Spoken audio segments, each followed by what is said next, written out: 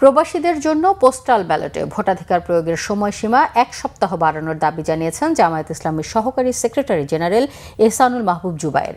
সন্ধ্যায় 10 দলীয় নির্বাচনী ঐক্যজোটের লিয়াজো কমিটির বৈঠক শেষে একথা বলেন তিনি। নির্বাচনী প্রচারণার প্রথম দিনে কিছু রাজনৈতিক দল আচরণবিধি লঙ্ঘন করছে বলে অভিযোগ করেন। দ্রুতই এই বিষয়ে নির্বাচন কমিশনকে ব্যবস্থা নিতে অনুরোধ জানান জামায়াত নেতা।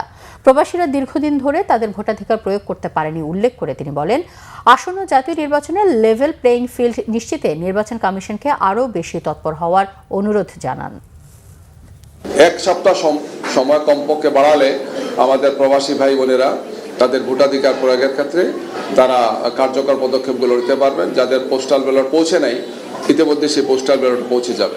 যেহেতু পোস্ট অফিস বন্ধ থাকবে 23, 24, 25, 3 দিন দুনিয়ার বিভিন্ন জায়গাতে, এই জন্য পোস্টাল ব্যালট পৌঁছতে তো দেরি হবে। এই জন্য কমপক্ষে আরও 1 সপ্তাহ যাতে তারা সময় বৃদ্ধি করেন তাদের ভোটাধিকার দেওয়ার জন্য, এই বিষয়টিকে দৃষ্টি আকর্ষণ করে আমরা নির্বাচন কমিশনকে অনুরোধ জানাচ্ছি তারা এই বিষয়ে প্রয়োজনীয় পদক্ষেপ গ্রহণ করবেন।